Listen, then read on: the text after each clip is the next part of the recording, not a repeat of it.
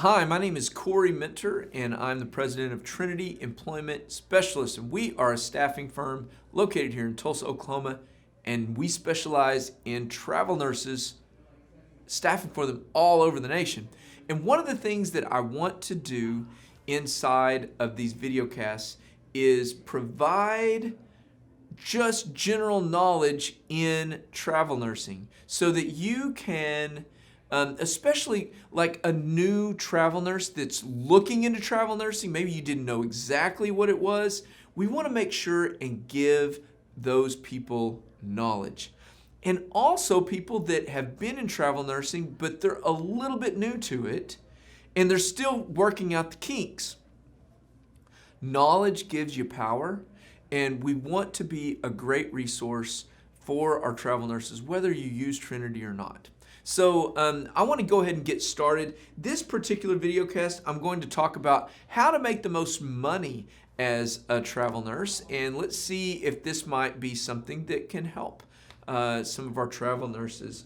The difference between travel nurse pay and staff nursing pay is oftentimes literally double. So your average salary, I think the Department of Labor was sharing, it was like $47,000 for an entry-level nurse in as an RN with an associate's degree.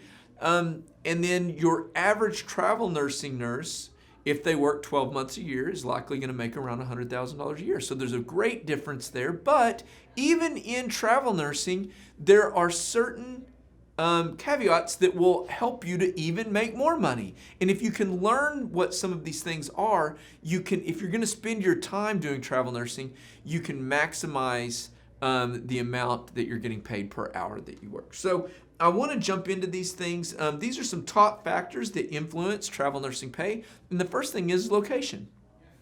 For some reason, I don't understand why, but I am very active in the state of Maryland. I love Maryland. I don't know why they pay their travel nurses so much. In fact, it's about 30% more. I don't get it. It doesn't make any sense to me, but they do. So we are very enthusiastic about staffing nurses in Maryland. We love it. Really tough employment laws. However, they pay their nurses a lot more. So your location is actually very helpful.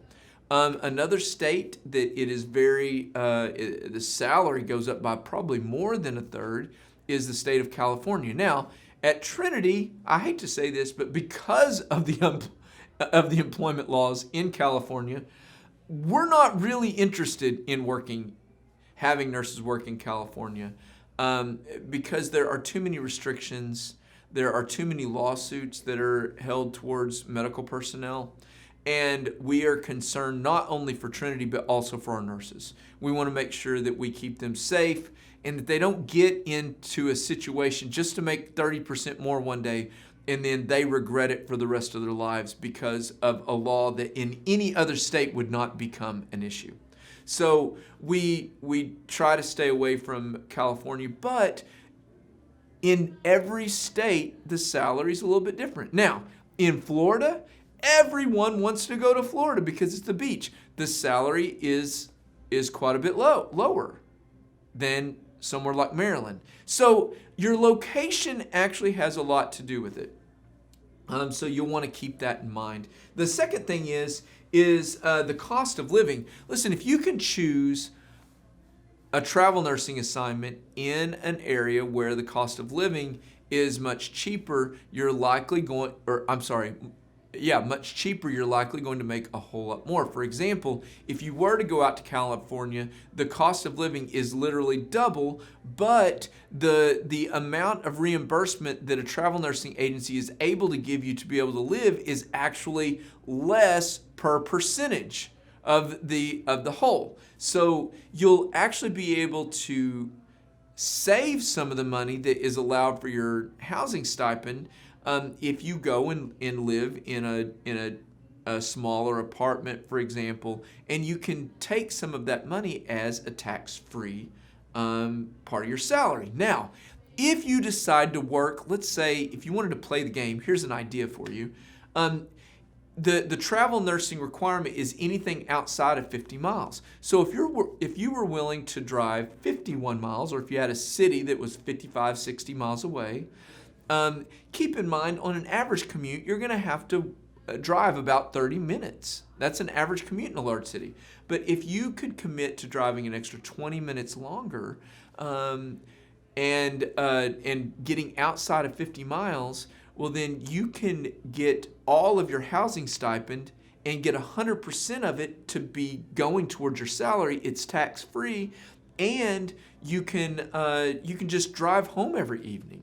And it's a great way to just kind of maneuver things around, still stay, especially for nurses who have a family and they need to get home each evening. If they're willing to drive an extra 30 minutes every day, well, it's a great way for you to be able to get some tax-free income there. So the next thing is your nursing specialty. So, for example, labor and delivery, especially in some kind of crisis, you're going to get an increase. Any kind of specialty nurse is likely going to be able to get an increase, but you're going to need to have those certifications that come with it. And so any opportunity that you can get to get a real certification as a specialized certification as an RN, it's really going to help you to be able to increase the amount that you make. And then also you're going to want to pay attention to the news. Whenever you have some kind of crazy situation in an area of the state, you can know, especially if it's a medical type situation, you can know that there's likely going to be some emergency rates that are out there.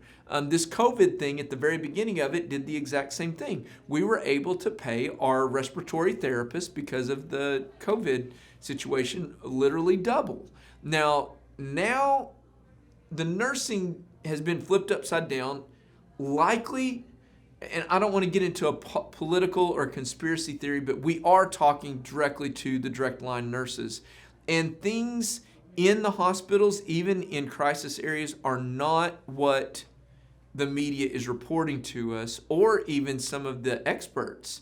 It's just they're telling us something completely different. So the hospitals are actually empty, and most hospitals are not paying emergency rates right now.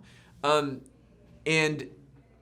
now you rewind it about 3 or 4 weeks ago, they were. It was because even the hospitals were listening to the medical experts and also the media, and they were making plans for it. So they were going ahead and offering emergency rates.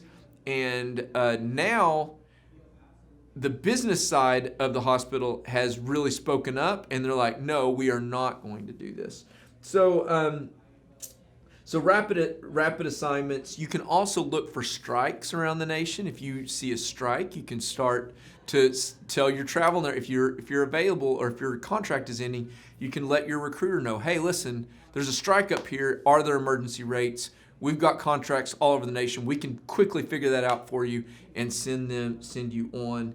And these are some things that might be able to help you. And if Trinity can help you in any way, shape, or form with your travel nursing, give us a call. Call Darcel at Trinity Employment at 918-622-2588, or you can visit us online at trinityemployment.com.